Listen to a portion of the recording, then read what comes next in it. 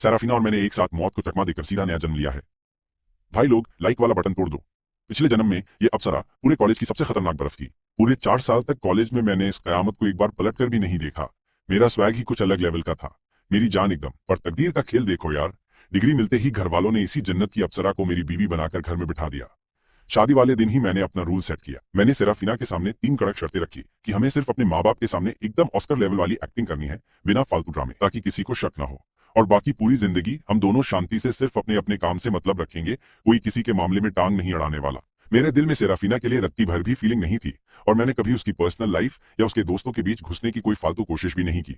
मुझे कोई लोड नहीं लेना था। बदले में इस बंदी ने भी कभी मेरे काम में दखल नहीं दिया, चाहे मैं रात को कितनी भी देरी से घर लौट कर आऊं यार, चाहे मैं पूरी रात बाहर रहकर कुछ भी बवाल काट रहा हूं, उसे कभी कोई फर्क नहीं पड़ा। और ना ही उसने कभी गलती से भी मुझसे कोई फालतू का सवाल किया बॉस।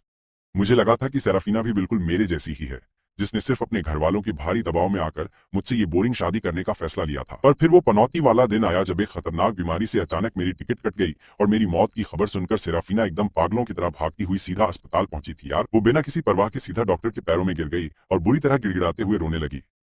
डॉक्टर साहब, मैं आपके हाथ जोड़ती हूँ, प्लीज बस किसी तरह मेरे पति की जान बचा लीजिए ना। चाहे तो इसके बदले आप मेरी जान ले लो, मुझे रत्ती भर भी परवाह नहीं है। और उस वक्त मैं अपने नए भूत वाले अवतार में बेड के पास खड़ा था और अपनी आंखों से इस दर्दनाक तबाही को चुपचाप देख रहा था। मेरा एकदम फ्यूज उड़ गया। मैंने एक से ज्यादा बार उसे अपने गले से लगाने की पूरी जी जान से कोशिश की, पर हर बार मेरा ही पोपट हो जाता था, क्योंकि मैं एक भूत था और मेरे हाथ उसके शरीर के आर पार निकल जाते थे। क्या भसड़ है। मैं लगातार उसे शांत करने में लगा था, पर उसे मेरी एक भी बात सुनाई नहीं दे रही थी। वो बस पागलों की तरह डॉक्टर के सामने रोती रही भिड़ू, जब तक कि उसका दिमाग सुन नहीं पड़ गया और वो वहीं बेहोश होकर गिर नहीं गई। अब सेराफीना ने मेरी वो ब्लैक एंड व्हाइट अंतिम संस्कार वाली फोटो अपने सीने से लगा रखी थी यार। उसकी आंखों से आंसुओं की पूरी नदी बह रही थी। उसने उस फोटो वाले मरे हुए आदमी को एक अजीब से गहरे और सच्चे दर्द के साथ घूर कर देखा, और बहुत ही प्यार से उस आदमी के चेहरे को छूने लगी। इंच दर इंच हाथ फेरते हुए उसकी आंखों में मेरे लिए बेइंतहा तड़प और दिल चीरने वाला दर्द था। इतनी खतरनाक आशिकी देखकर तो मैं भी हिल गया। फिर अचानक सेराफीना ने बहुत ही कैजुअल तरीके से नींद की गोलियों की एक पूरी डिब्बी उठाई। वो हमेशा के लिए अपने इस तड़पाने वाले दर्द का गेम बजाना चाहती थी। तभी ब्रिया ने एकदम निंजा वाली स्पीड में आकर उसके हाथ से वो गोलियां छीन ली यार। ब्रिया चिल्लाई, सेराफीना दिमाग खराब है क्या? पूरे 4 साल बीत चुके हैं, वो जा चुका है। ये कड़वा सच सुनते ही सेराफीना का चेहरा सफेद पड़ गया। उसका रंग एकदम कागज की तरह उड़ गया था। एक पल के लिए तो उसकी सांसें ही अटक गई थी। हाँ भाई, वो बंदा सच में मर चुका था। पूरे 4 साल पहले ही खत्म हो गया। जब सेराफीना ने अपना मुंह खोला तो उसकी आवाज में एक अजीब सी टूटी हुई कंपाहट साफ महसूस हो रही थी। उसका चेहरा देखकर लग रहा था जैसे सारे दुखों का पहाड़ टूट पड़ा हो यार। अपनी इस मस्त भूत वाले फॉर्म में मैंने इस पूरे ड्रामे की एक एक डिटेल को अच्छे से स्कैन कर लिया। ब्रिया ने उसे कसकर गले लगा लिया और उसकी पीठ थपथपाते हुए बहुत ही प्यार से समझाने लगी कि देख, कल उसकी बरसी है। अब वक्त आ गया है कि तू हमेशा के लिए इस चैप्टर को बंद कर दे और आगे बढ़ जा। पुराने वक्त को अब गुड बाय बोल दे। सेराफीना ने भी धीरे से अपनी मुंडी हिला दी। फाइनली अब पुरानी यादों का कचरा साफ करने का टाइम आ गया। मेरे जैसे बंदे के लिए वो पूरे 4 साल तक डिप्रेशन में सड़ती रही। उसी शाम सेराफीना ने टेबल भरकर दुनिया भर का तगड़ा खाना तैयार कर दिया था। एकदम रॉयल वाली दावत सजा दी भाई। फिर सेराफीना ने अपने हाथों से एक मस्त खट्टा मीठा चिकन का पीस उठाया, जैसे वो मुझे खिलाने के लिए एकदम बेताब हो रही हो। क्या ही बात है। उसने वो पीस टेबल की दूसरी तरफ रखे, एक खाली बाउल में डाला और अपनी पुरानी आदत के हिसाब से अकेले ही खुद से बातें करना चालू कर दिया था, बिना किसी ब्रेक के। कैलिन, देखो, ये सब तुम्हारी फेवरेट डिश है। तुम्हें पता भी नहीं होगा कि तुमसे शादी करने से पहले मुझे एक अंडा भी ठीक से उबालना नहीं आता था। सिर्फ तुम्हारे लिए मैंने एक मास्टर शेफ से पसीना बहाकर खाना बनाना सीखा था।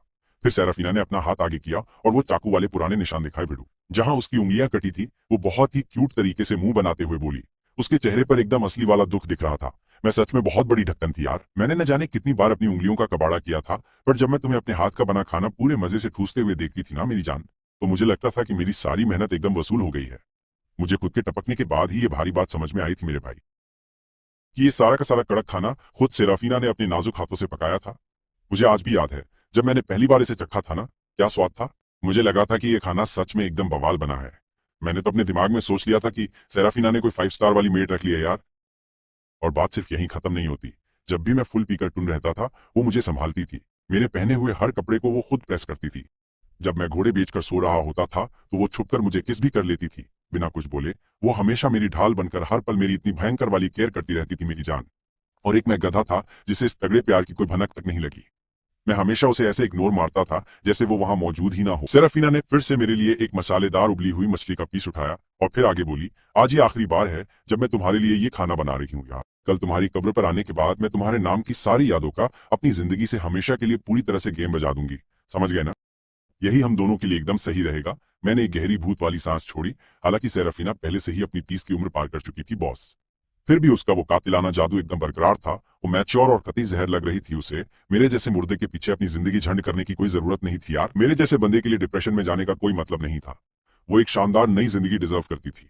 अगले दिन सेराफीना ने एकदम सफेद रंग की खूबसूरत सी वेडिंग ड्रेस पहन रखी थी और वो सीधा कब्रिस्तान की तरफ निकल गई। वो चलकर सीधे मेरी कब्र के सामने आकर खड़ी हो गई। आज सेराफीना सच में किसी चांद के टुकड़े से कम नहीं लग रही थी, कसम से।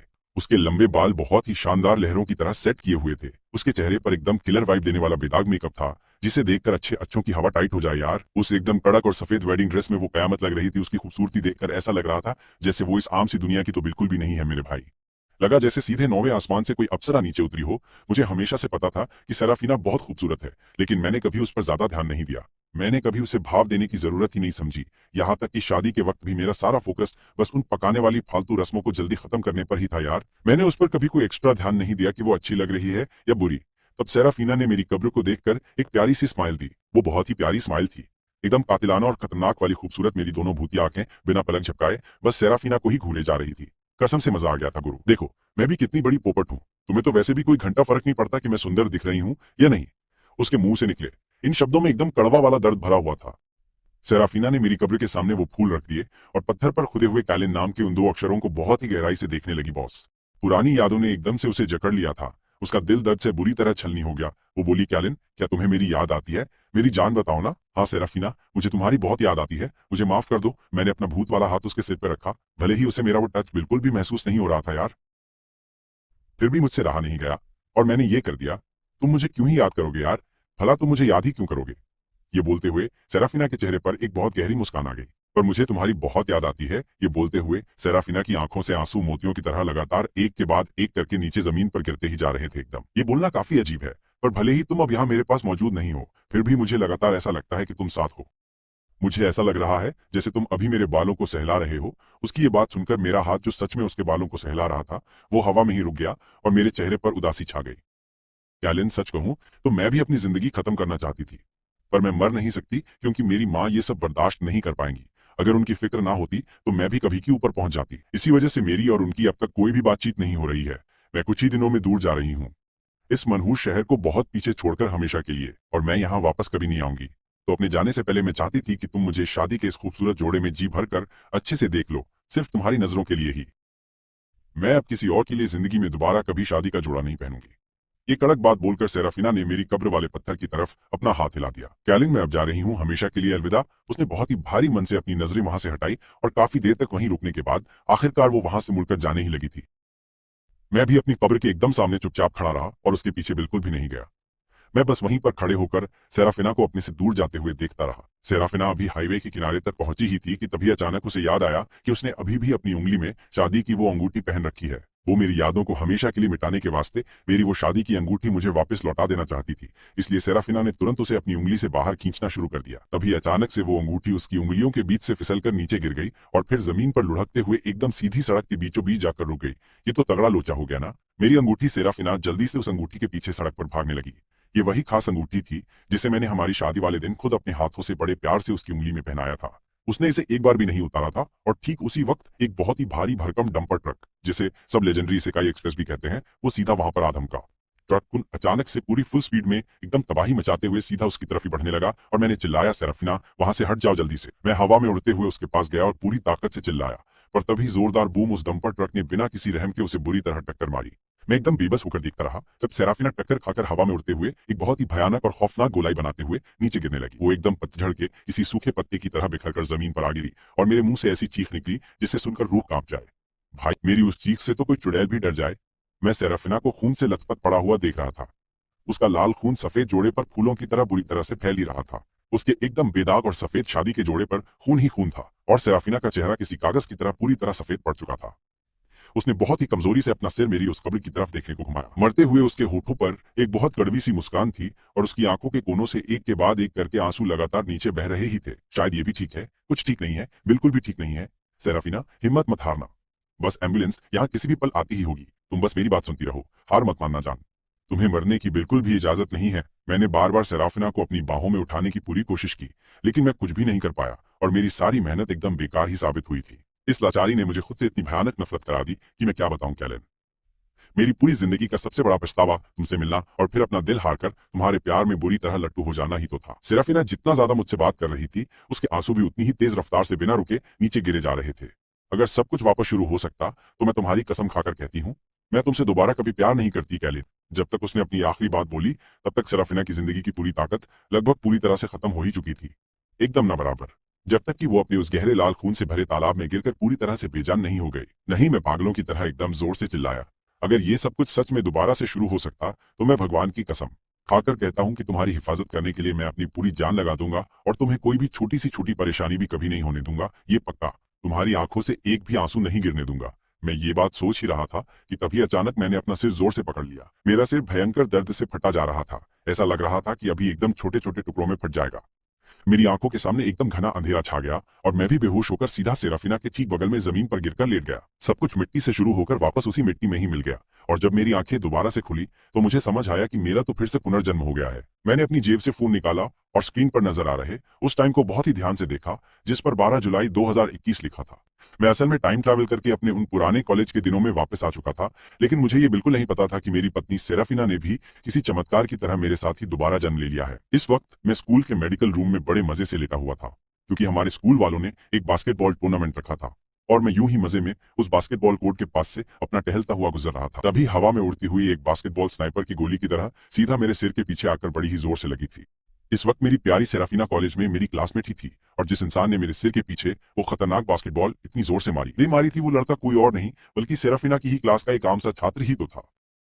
तो अब से कुछ ही देर में क्लास की मॉनिटर होने के नाते सेराफिना अपनी पूरी क्लास की तरफ से मेरा हाल चाल पूछने के लिए मेरे पास यहाँ कमरे में आने वाली थी।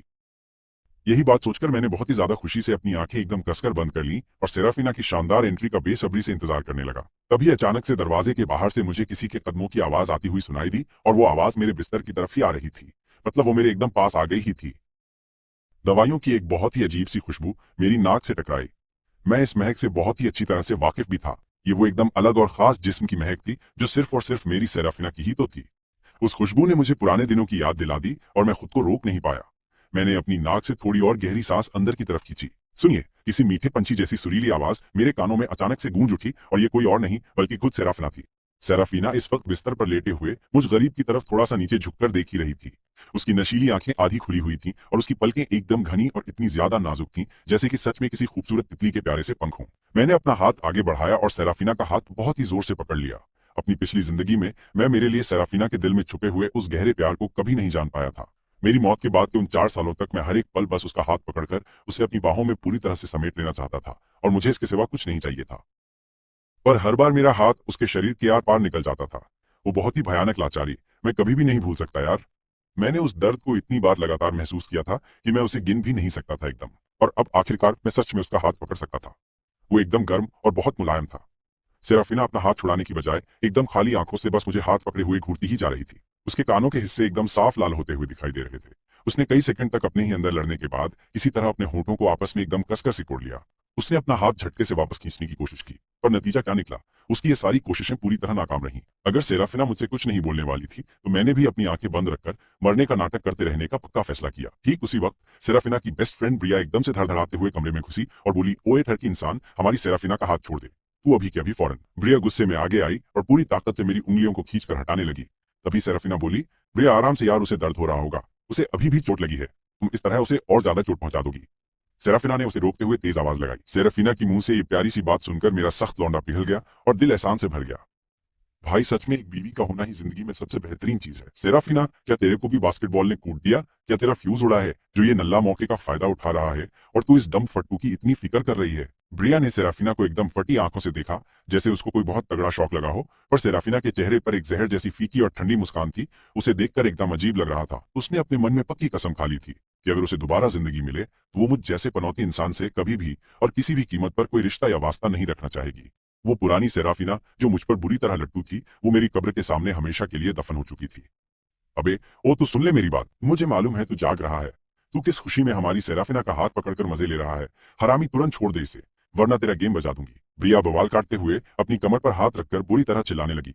मैंने हाथ नहीं छोड़ा। अभी इसने मुझे गेंद से ऐसा कूटा कि मैं सीधा ऊपर जाने वाला था। मैं सच में यमराज के दर्शन करने वाला था। अब तो इसको मेरी पूरी जिम्मेदारी लेनी ही पड़ेगी।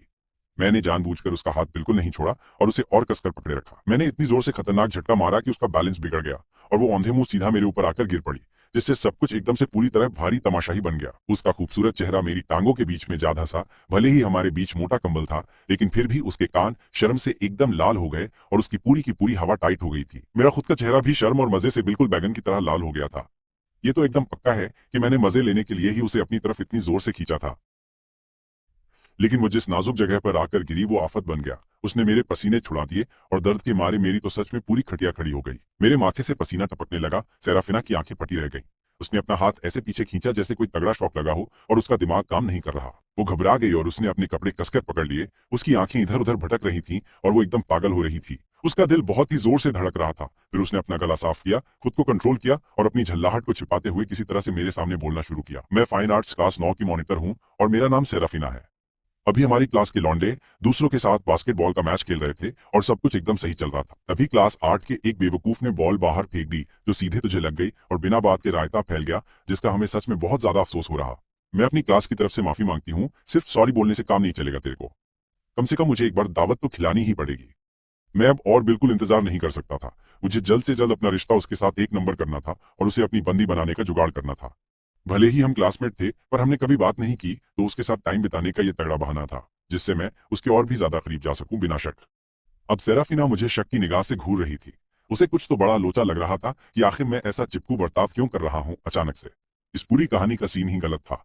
सेराफिना को अच्छे से याद था कि पिछले जन्म में क्या खतरनाक बवाल हुआ था और कैसे कचरा हुआ था। जब वो मुझसे मिलने आई थी तो मैंने उसे एकदम इग्नोर मारा था। वो पूरे कॉलेज की कयामत थी और हर कोई उसके पीछे पूरी तरह से पागल होकर घूमता था। आशिकों की लंबी लाइन कभी खत्म नहीं होती थी, लेकिन मैंने ऐसा एटीट्यूड दिखाया जैसे मुझे कोई फर्क नहीं पड़ता, जिससे उसके दिमाग में खुजली होने लगी थी और उसका माथा ठनक गया था। पिछले जन्म में उसने सोच लिया था कि अब मुझसे कोई भी वास्ता नहीं रखेगी, क्योंकि जो दर्द और तबाही उसने मेरी वजह से सही थी वो उसे जिंदगी में दोबारा किसी भी कीमत पर नहीं चाहिए। वो किसी भी हालत में दोबारा उस नरक को नहीं झेलना चाहती थी। अरे कैलिन, कोई बात नहीं, मुझे लड़कों के साथ खाने की कोई खास आदत नहीं है, लोड मत ले। मैं भी लड़कियों के साथ नहीं खाता। चल एक दूसरे की मदद करते हैं और आराम से इस चीज की आदत डाल लेते हैं। हम दोनों पूरी जिंदगी भर तो कुंवारे नहीं रहेंगे। मैंने एकदम ठान लिया था कि इस मौके का पूरा फायदा उठाकर इसे अपनी पक्की बंदी बनाकर ही दम लूंगा। चाहे जो हो जाए, अब ये मेरे जाल से कभी बाहर नहीं जा सकती और सारा गेम मेरे हाथ में होगा। सेराफिना का दिमाग दही हो गया कि ये कैलिन चिपकू बंदर की तरह क्यों चिपक रहा है। इसका फ्यूज उड़ गया है। क्या वो मुझे मना करने का एक तगड़ा और सॉलिड बहाना ढूंढने की कोशिश कर रही थी? मेरी माँ सख्त है, अगर उसने मुझे किसी लड़के के साथ देखा तो बवाल हो जाएगा, तो फिर हम बाहर नहीं जाएंगे। मैं सीधा तेरे घर आ जाऊंगा और वहीं खाएंगे। तेरे घर जाना भी मेरे लिए सही रहेगा। मैंने ये बात भी घुसेड़ दी। अब बेचारी के पास कोई रास्ता नहीं था तो उसे हाँ करनी ही पड़ी मजबूरी में। मैं उसके साथ कोई भी घटिया हरकत थोड़ी करने वाला था। बस ये दावत खत्म होते ही वो मुझसे कोसों दूर भागने वाली थी और मेरी शक्ल भी नहीं देखना चाहती थी इस जन्म में। सिराफिना अपनी नजरें नीचे झुकाकर गहरी सोच में डूब गई थी। मैं भी अपने दिमाग में खुराफाती गेम सेट कर रहा था कि तभी मुझे एक जरूरी बात याद आई। अभी थोड़ी देर पहले ही सेराफिना ने मेरा नाम पुकारा था। ये बात बहुत अजीब है। इस लड़की को मेरा नाम कैसे पता? मुझे उसका नाम पता हो ये कोई भी बड़ी बात नहीं थी, क्योंकि वो पूरे कॉलेज की अप्सरा थी और यहाँ का ऐसा कौन सा लौंडा होगा जो उसका नाम न जपता हो। पिछले जन्म में मैंने इन फालतू की चीजों पर ज्यादा ध्यान नहीं दिया, पर मुझे मालूम था कि वो हमारे कॉलेज की सबसे कड़क माल है। लेकिन मैं तो बिजनेस डिपार्टमेंट का एकदम नल्ला और आम सा लौंडा था, तो फिर उसे मेरा असली नाम कैसे मालूम था? क्या चक्कर है ये? क्या ऐसा हो सकता है कि वो पहले से ही मुझ पर फिदा हो? ये सोचकर मैंने खुशी से हाथ मले। कल जब मैं उसके साथ खाना खाऊंगा तो पक्का कोई मौका देखकर असली माजरा निकालूंगा। मैंने खुशी से अपने हाथ मले। कल जब मैं उसके साथ खाना खाऊंगा तो पक्का कोई मौका देखकर असली माजरा क्या है ये बाहर निकाल ही लूंगा। लेकिन अगले दिन दोपहर इस समय सेराफिना मुझसे पहले वहां नहीं आई, बल्कि उसकी जगह मुझे उसके सबसे बड़े फट्टू आशिक कॉल्डवेल का सामना करना पड़ा। वो बचपन से लेकर कॉलेज तक सेराफिना का क्लासमेट और एक पड़ोसी था और हमेशा उसके पीछे कुत्ते की तरह अपनी दुम हिलाते घूमता था। जिस दिन मैं और सेराफिना शादी कर रहे थे, उस लुक्के ने वहां भी आकर बहुत ही गंदी भसड़ मचा दी थी। उसकी जगह मुझे उसके सबसे बड़े फट्टू आशिक कॉल्डवेल का सामना करना पड़ा। वो बचपन से लेकर कॉलेज तक सेराफिना का क्लासमेट और एक पड़ोसी था और हमेशा उसके पीछे कुत्ते की तरह अपनी दुम हिलाते घूमता था। जिस दिन मैं और सेराफिना शादी कर रहे थे, उस लुक्के ने वहां आकर बहुत ही गंदी भसड़ मचा दी थी और शादी के बाद भी वो हमारे मोहल्ले में अक्सर बिना बात के फालतू मंडराता रहता था। इतना ही नहीं, मेरे मरने के बाद उस डेढ़ शाणे ने सेराफिना को बहुत बार प्रपोज किया कि वो देखभाल करेगा। साला कमीना सिर्फ मेरे मरने का इंतजार कर रहा था, लेकिन सेराफिना ने उसकी सरेआम बेइज्जती करके उसे भगा दिया। कॉल्डवेल यही वो छपरी इंसान है जो आज वहां खड़ा है। ये बिजनेस डिपार्टमेंट की छठी क्लास का है और इसका नाम कैलिन है। मैंने तेरे लिए इस बंदे की सारी जन्म कुंडली पहले ही निकाल ली है। बारनबी ने मेरी तरफ अपनी उंगली दिखाते हुए कॉल्डवेल को बताया कि वो उसकी देखभाल करेगा। साला कमीना सिर्फ मेरे मरने का इंतजार कर रहा था, लेकिन सेराफिना ने उसकी सरेआम बेइज्जती करके उसे भगा दिया। कॉल्डवेल, यही वो चवन्नी छाप और छपरी इंसान है। ये बिजनेस डिपार्टमेंट की छठी क्लास का है और इसका नाम कैलिन है। मैंने तेरे लिए इस बंदे की सारी जन्म कुंडली पहले ही निकाल ली है। बारनबी ने मेरी तरफ उंगली दिखाते हुए बताया। अच्छा, तो यही वो है। कॉल्डवेल ने अपनी बाहें ऐसे चढ़ाई जैसे कोई बहुत बड़ा गेम आज बजाने वाला हो और सीधा मेरे मुंह के सामने आके खड़ा हो गया। तो तू ही वो कैलिन है, उससे दूर ही रह, वरना आज तेरा गेम बजा दूंगा मैं। मेरी सेराफिना से एकदम दूर रहे। तेरी सेराफिना, क्या वो तेरी कोई सगी बहन लगती है या बड़ी दीदी? कुछ छपरी नल्ले, क्या आज तू मुझसे सरेआम बीच सड़क पर पीटने का जुगाड़ मांग रहा है? मेरी इस खतरनाक बेइज्जती से कॉल्डवेल का खून खौल गया। उसने अपनी बाहें ऊपर चढ़ाई और सीधे मेरे एकदम चमकते हुए कड़क और सुंदर चेहरे पर अपना भारी मुक्का पूरी ताकत से दे मारा। लेकिन जैसे ही मैं उसको कूटने के लिए एकदम तैयार हुआ, मैंने अचानक सेराफिना को ऊपर से सीढ़ियों से नीचे हमारी तरफ चलते हुए देख लिया था। ये देखकर मैंने तुरंत अपने हाथ वापस खींच लिया और मन में सोचा कि क्यों ना बेचारी वाला पुराना तमाशा किया जाए। बस कॉल्डवेल को मुझे एक बार शांति से मुक्का मार लेने देते हैं। अगर सेराफिना मुझे पिटता देखेगी तो उसका दिल मेरे लिए पक्का बुरी तरह तड़प उठेगा। क्या पता वो मुझे सहारा देकर दवाखाने के अंदर तक भी ले जाए और मुझसे बहुत ही प्यार से चिंता वाले कई सवाल पूछेगी। इस तगड़े जुगाड़ से हमारा रिश्ता एकदम रॉकेट की रफ्तार से बहुत ही तेजी से आगे बढ़ जाएगा। मेरी खोपड़ी में बस यही एक सबसे खतरनाक और शानदार बवाल जुगाड़ चल रहा था, लेकिन ऐन मौके पर वहां कुछ ऐसा भयंकर और अजीब अजूबा हो गया जिसकी मैंने सपने में भी कोई उम्मीद नहीं की। कॉल्डवेल का भारी मुक्का जब मेरे कड़क चेहरे से एकदम थोड़ा सा ही दूर था, तभी अचानक उसका पैर बहुत ही मजे से फिसल गया और पूरा नजारा ही एकदम बदल गया। उसका संतुलन पूरी तरह से बिगड़ गया और वो औंधे मुंह नीचे गिर पड़ा, जिससे उसकी ऐसी वाट लगी कि वो सीधा मेरे सामने अपने घुटनों के बल एकदम भिखारी की तरह बैठ सा गया था। बिल्कुल उसी समय सेराफिना वहां आ गई और जमीन पर बुरी तरह से गिरे हुए कॉल्डवेल को घुटनों पर बैठे देखकर उसका दिमाग पूरी तरह से सुन पड़ गया था। सच कॉल्डवेल, तू उसके सामने अपने घुटनों पर क्यों बैठा है? क्या तूने उसके साथ कोई ऐसी खतरनाक हरकत की है जिसे कभी माफ नहीं किया जा सकता है? कॉल्डवेल रोना चाहता था और शर्म से बचने के लिए किसी चूहे के बिल में छिपना चाहता था। मैंने कहा कि इस फट्टू पर बिल्कुल भी ध्यान मत दे, चल कुछ खाना खा लेते हैं। मैंने सेराफिना के सामने अपना हाथ आगे बढ़ाया और बहुत ही आराम से उसका झोला उसके हाथों से ले लिया और उसे अपने खुद के भारी हाथ पर प्यार से लटका भी लिया था। अरे, मैं इसे खुद भी उठा सकती हूँ। सेराफिना ने अपने झोले से नीचे लटक रहे उस गुलाबी रंग के एकदम प्यारे और बहुत मुलायम से छोटे खरगोश को घूरकर देखा ही था। उसे लगा कि मुझ जैसे एकदम लंबे और खूंखार दिखने वाले बंदे के हाथ में ऐसा बच्चों वाला झोला लटकता हुआ बहुत ज्यादा अजीब और भद्दा लग रहा था। लेकिन जब सेराफिना ने हाथ बढ़ाकर मेरे हाथ को छुआ तो वो अचानक सुन पड़ गई कि मेरा हाथ कितना कड़क और एकदम असली लोहे जैसी ताकत वाला लग रहा था। ऐसा नहीं था कि पिछली जिंदगी में उसने इसे कभी छुआ नहीं था। हर बार जब मैं शराब पीकर एकदम धुत होता था तो वही मुझे सहारा देकर पूरे लंबे रास्ते से मेरे घर तक लाती थी। मेरी बदबूदार उल्टियों वाली कमीज उतारकर मुझे नए कपड़े पहनाती थी। सिर्फ छुआ ही नहीं था, बल्कि जब मैं मुर्दे की तरह सोता था तो उसने चुपके से मुझे बहुत ही प्यार भी किया हुआ था। सच, बेशक उसका ये प्यार मेरे माथे और गालों तक ही सीमित रहता था। रही बात मेरे होठों की, तो उसने इसके बारे में सोचा जरूर था, लेकिन वो शर्म से एकदम पानी पानी हो जाती थी। मेरे भाई, तुम्हारा चेहरा इतना लाल क्यों है? मैंने अपना हाथ बढ़ाकर सेराफिना के माथे पर रख दिया। अब तो बेचारी लड़की पूरी तरह से मेरे खेल में फंस चुकी थी। ना सिर्फ उसका चेहरा बल्कि उसके कान और गर्दन भी एकदम लाल टमाटर हो गए थे। और फिर जैसे ही उसे एकदम से होश आया, वो बहुत ज्यादा घबरा गई थी। उसने तुरंत मुझसे एक सुरक्षित दूरी बनाने के लिए जल्दी से 2 कदम पीछे ले लिए और बोली, आज धूप थोड़ी ज्यादा ही तेज है, गर्मी है, बहुत ही ज्यादा गर्मी लग रही है मुझे सच में यार। सेराफिना बोलते हुए बुरी तरह से हकला रही थी और उसका छोटा सा दिल दोगुनी रफ्तार से बेकाबू होकर धड़क रहा था। वो अपने मन में सोच रही थी कि मैं क्या कर रही हूँ। आखिर कल ही तो वो मुझे अपनी कड़क तस्वीरें और रात को प्यार भरे संदेश भेज रहा था, और अब वो मेरे साथ इतने ज्यादा करीब होने का बहुत ही अजीब दिखावा कर रहा है। सच में ये वो कैलिन तो बिल्कुल भी नहीं था जिसे वो अपनी पुरानी जिंदगी से जानती थी। मैंने आसमान की तरफ देखा। धूप सच में बहुत ज्यादा ही तेज और कड़क थी। मैंने अपना सिर ऊपर किया और आसमान में चमकते सूरज को देखा। चल, मैं तुझे एक अच्छे ढाबे पर ले चलता हूँ। वहां का माहौल एकदम एक नंबर और बहुत ही शानदार होता है। वहां का खाना बहुत ही स्वादिष्ट और साफ भी होता है। मेरी पक्की बात है कि तुझे वहां का खाना पक्का पसंद आएगा। ये कहकर मैं धूप वाली तरफ बहुत तेजी से चलने लगा ताकि मैं अपने 183 सेंटीमीटर लंबे शरीर से सेराफिना के लिए उस कड़क धूप को रोक सकूं। शुरू में तो सेराफिना ने मेरी इस हरकत पर बिल्कुल ध्यान नहीं दिया था यार। उसे बिल्कुल भी नहीं लगा कि मैं उसे धूप से बचा रहा हूं। लेकिन बाद में उसे आखिरकार ये बात अच्छी तरह से समझ में आ ही गई कि वो पूरी तरह से मेरी परछाई के अंदर चल रही थी। पहले तो उसने सोचा कि ये सब सिर्फ एक अजीब सा इत्तेफाक ही है, लेकिन जब वो तेज चली तो मैं भी तेज चलने लगा। जब वो धीमी हुई तो मैंने भी अपनी रफ्तार कम कर दी। मैं बस पूरी कोशिश कर रहा था कि वो मेरी परछाई में ही रहे हमेशा। वो सोच रही थी कि आखिर वो ऐसा क्यों कर रहा है। सेराफिना का दिमाग दही हो गया था। उसने चुपके से अपनी नजरें उठाई और मुझ पर अपनी एक बहुत ही कातिलाना नजर डाली थी यार। उसने उस जवान लड़के को धूप में सीना ताने खड़े देखा, जिससे एकदम भारी सुरक्षा और सुकून की झकास लहर आ रही थी। हम आ गए, यही वो ढाबा है। मैंने रुककर उसे ये बढ़िया सी जगह दिखाई। मैं अपनी जगह पर रुका, पीछे मुड़ा और देखा कि सेराफिना का चेहरा अब और भी ज्यादा लाल हो गया था। हाँ, धूप तेज थी, लेकिन इतनी भी भयंकर गर्मी नहीं हो सकती थी ना। इसी पल सेराफिना ने अपने ठीक सामने वाले उस शानदार ढाबे को एकदम फटी आंखों से देखा और उसके चेहरे के भाव ऐसे थे जैसे उसका फ्यूज उड़ गया हो और उसे कुछ भी पल्ले न पड़ रहा हो। वह इस ढाबे पर हमेशा आती रहती थी और उसे यहाँ का खाना बहुत ही ज्यादा पसंद था और आज वो लड़का उसे सीधा इसी जगह पर लेकर आ गया था। सच, उसे ये बात पहले से कैसे पता हो सकती है? बिल्कुल नामुमकिन, ये पक्का सिर्फ एक इत्तेफाक होगा। बाहर धूप में भुनना बंद कर और जल्दी से अंदर चल। मैंने एकदम टशन में उसे अंदर चलने को कहा। मैंने बहुत ही आराम से सेराफिना का हाथ पकड़ा और ढाबे के अंदर चला गया। हमने एक खाली और शांत कोना ढूंढा और वहां मजे से जाके बैठ गए थे हम दोनों। मैंने खाने की पर्ची सेराफिना के हाथ में दी और बोला, तुझे जो भी खाना है वो बेझिझक मंगवा ले। आज मेरी तरफ से दावत है, इसलिए तू ही पसंद कर ले। सेराफिना ने वो पर्ची मेरी तरफ वापस सरका दी। तो फिर मैं एक सरसों वाली खट्टी मछली मंगा लेता हूँ। मैंने बिना ज्यादा सोचे खाने की चीज का नाम बता दिया। यह सुनकर सेराफिना एकदम से सुन पड़ गई, क्योंकि मुझे असल में खट्टी मछली खाना बिल्कुल भी पसंद नहीं था और यही खट्टी मछली उसकी सबसे ज्यादा मनपसंद खाने की चीज हुआ करती थी। ये बहुत अजीब था। कमल की जड़। मैंने एक और चीज का नाम लिया। सेराफिना ने हैरानी से अपनी पलकें झपकाई कि इस लड़के को वो सारी चीजें कैसे पता है जो मुझे खानी बहुत ज्यादा पसंद है। सच में यार, लेकिन उसकी पसंद में कमल की जड़ तो थी ही नहीं। रुकिए, असल में ये भी एक ऐसी चीज थी जो उसे बहुत ज्यादा पसंद आती ही थी। शहद वाले मीठे आलू के पकौड़े, भुना हुआ बत्तख, शाकाहारी मांस और हमारे लिए एक बढ़िया सी मछली की तरी भी ले आना। मैंने ये सब एक ही सांस में वहां बोल दिया था। इस समय सेराफिना पूरी तरह से हक्की बक्की रह गई थी, क्योंकि ये सारी की सारी चीजें उसकी सबसे ज्यादा मनपसंद थीं।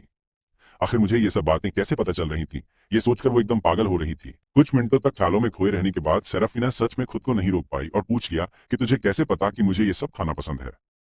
लेकिन मुझे ये सब कैसे नहीं पता होगा? हमारी पिछली जिंदगी में मेरे मरने के बाद न जाने किस अजीब से कारण की वजह से मैं उसके पीछे ही रहता था। मैं सिर्फ सेराफिना के साथ ही रह सकता था, जैसे कोई बहुत तगड़ा चुंबक मुझे खींच रहा हो। वो जहां भी जाती मैं बिना अलग हुए पीछे जाता था। इसलिए वो सारी छोटी बातें जो मैं जिंदा रहते हुए बिल्कुल भी नहीं देख पाया था, और मैंने अपने घमंड में आकर जिन चीजों पर कभी बिल्कुल ध्यान नहीं दिया था यार।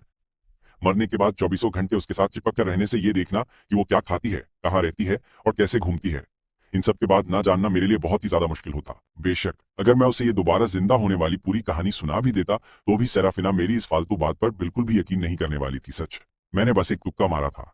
ये जवाब सुनकर सेराफिना के चेहरे पर साफ लिखा था कि मैं तेरी बात पर यकीन नहीं करती। बिना देखे किसी एक डिश को सही बताना तो बस एक तुक्का हो सकता है, लेकिन बिना देखे इतनी सारी डिशेस का बिल्कुल 100% सही अंदाजा लगाना सच में कैसे मुमकिन है? गणित के हिसाब से भी ये चमत्कार आखिर कैसे हो सकता है?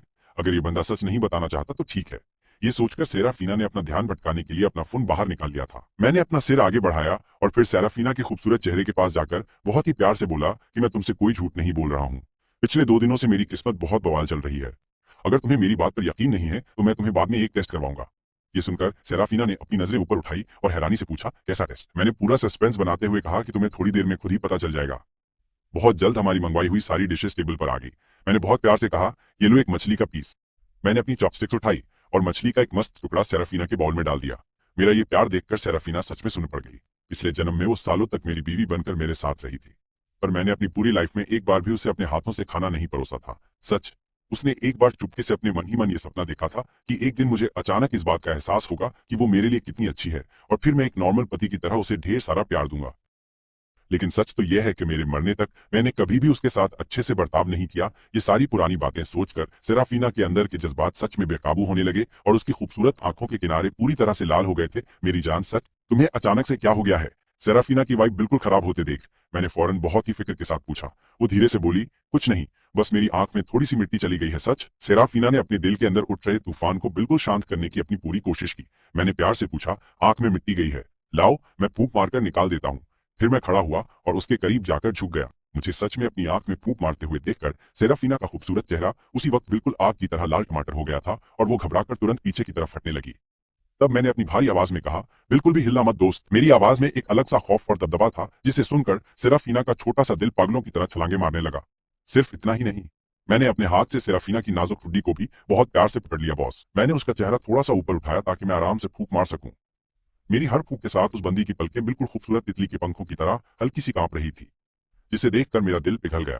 उसका वो कातिलाना लुक देखकर मेरा दिल पूरी तरह से लट्टू हो गया था। और इस वक्त जिसका दिमाग सबसे ज्यादा पागलों की तरह दौड़ रहा था, वो खुद हमारी प्यारी सेराफिना थी। इस वक्त उसका पूरा चेहरा बिल्कुल पके हुए टमाटर की तरह लाल हो चुका था।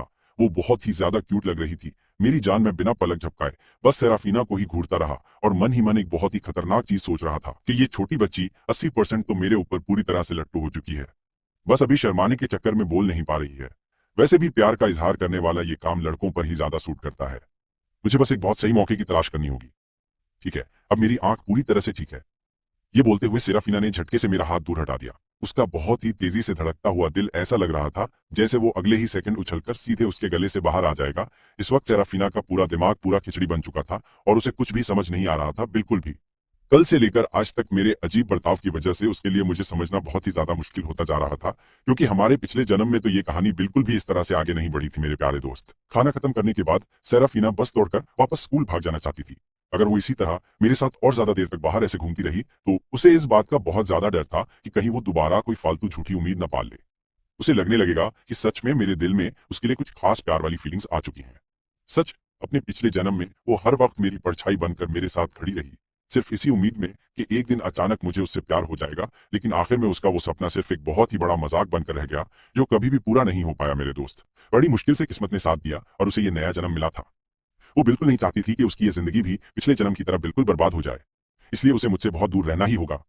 मेरे प्यारे भाई, काफी दूर। आज दोपहर को हमारी स्केचिंग की क्लास है, तो मैं तैयारी करने के लिए जल्दी वापस जा रही हूँ। सेराफीना ने वहां से जाने के लिए अभी मुश्किल से एक कदम ही बढ़ाया, तभी मैंने अपना हाथ आगे बढ़ाकर उसका हाथ बहुत मजबूती से पकड़ लिया और मेरा उसे छोड़ने का कोई इरादा नहीं था। क्या तुम सच में भूल गई कि मैंने खाना खाते वक्त तुम्हें क्या भारी बात बताई थी? मैंने तुम्हें बताया था कि इन 2 दिनों में मेरी किस्मत बहुत कड़क चल रही है। तुम्हें यकीन नहीं था ना, इसलिए मैं तुम्हें वो टेस्ट करवाने के लिए अपने साथ लेकर जाऊंगा। दोस्त, कुछ मिनट बाद मैं सेराफीना को सीधे चाओ ताई फुक नाम के एक बहुत बड़े ज्वेलरी स्टोर के बिल्कुल सामने लेकर आ गया। वो पूरे कंफ्यूजन में आकर बोली, तुम मुझे इस महंगी जगह पर क्यों लेकर आए हो? उसके दिमाग का दही हो रहा था। जरा वहां देखो। मैंने गेट के पास लगे हुए उस बड़े से बैनर की तरफ इशारा किया। वहां एक लकी ड्रॉ का इवेंट चल रहा है। पहला बम्पर इनाम जीतने वाले को स्टोर से एक बहुत शानदार चीज बिल्कुल फ्री मिलेगी। वो बोली, ऐसा इनाम जीतना हम दोनों के लिए नामुमकिन है मेरी जान। खुद ही देखो वो लकी ड्रॉ वाला डब्बा कितना बड़ा है, और एक आईडी कार्ड से बस एक ही बार पर्ची निकाल सकते हैं मेरे भाई। ज्यादातर ऐसे बम्पर इनाम तो हमेशा इनके खुद के अंदर वाले स्टाफ वाले ही चुपके से अपनी जेब में डाल लेते हैं। सेराफीना के हिसाब से हमारा ये बड़ा वाला लकी ड्रॉ जीतना पूरी तरह से 100% बिल्कुल नामुमकिन वाला काम था मेरे बेटो। तो तुम्हें यकीन नहीं है कि मैं ये इनाम जीत सकता हूँ? चलो फिर शर्त लगाते हैं। अगर मैं जीत गया तो तुम्हें मुझे एक किस देनी ही होगी। बोलो, मंजूर है? मेरी शर्त सुनकर सेराफीना पूरी तरह सुन पड़ गई और मुझे ऐसे घूरने लगी जैसे कोई अजूबा देख लिया हो। वो मन में सोची, ये बंदा पक्का बस मजाक कर रहा है ना सच? भला वो मुझसे किस क्यों मांगेगा? वो पक्का मेरे साथ सिर्फ मजे ले रहा है। हाँ, सच में पक्का यही कोई बात रही होगी गुरु। ये सोचते ही सेराफीना की आंखों में एक कड़वा दर्द आ गया। वो बोली, और अगर तुम नहीं जीते तो मैंने बहुत ही प्यार से कहा, तो फिर मुझे खुद तुम्हें एक मस्त किस करना पड़ेगा गुरु। जब मैंने ये कहा तो मेरी नजरें सीधा सेराफीना के उन प्यारे लाल होठों पर टिकी थी। सेराफीना के होठों की बनावट सच में पैदाइशी बहुत ही ज्यादा खूबसूरत और सच में कातिलाना थी।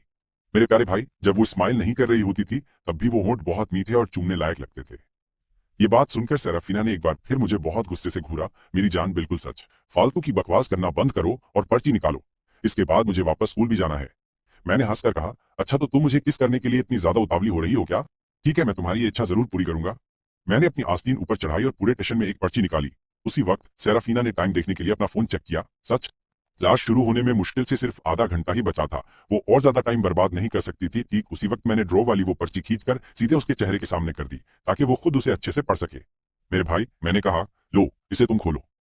सेराफीना ने अपना सिर हिलाया और एक बहुत बोरिंग से एक्सप्रेशन के साथ उसने जल्दी से वो कागज की पर्ची खोल ली थी। वो बस ये बोलने ही वाली थी, देखा मैंने कहा था ना कि जीतना नामुमकिन है। ये शब्द सच में बिल्कुल उसकी जुबान की नोक पर ही रखे थे मेरे गुरु। लेकिन रिजल्ट क्या था? उसने देखा कि उस पर्ची पर बहुत बड़े अक्षरों में 3 भारी शब्द छपे हुए थे। पहला, बम्पर इनाम मेरी जान सच। पर्ची देखते ही सेराफीना की आंखें हैरानी से बहुत बड़ी गोल हो गई। उसे अपनी खुद की आंखों पर बिल्कुल भी यकीन नहीं हो रहा था कि इस बंदे ने सच में ये सबसे बड़ा और भयंकर वाला इनाम जीत लिया है। वो हटलाते हुए बोली, तुम ये कैसे सेराफीना का? वो एकदम क्यूट और हैरान करने वाला रिएक्शन देखकर मैं खुद को रोक नहीं पाया और मैंने बहुत ही ज्यादा प्यार से उसके सिर के बाल पूरी तरह बिगाड़ दिए।